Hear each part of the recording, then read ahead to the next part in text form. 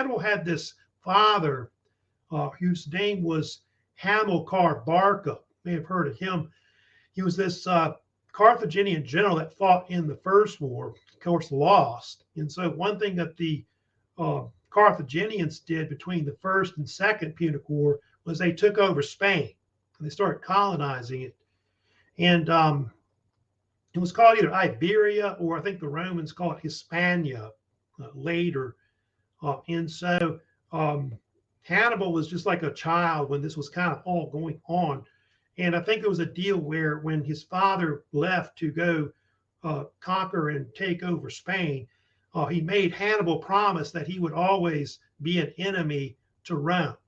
And that's something that he, of course, eventually does, of course, over time.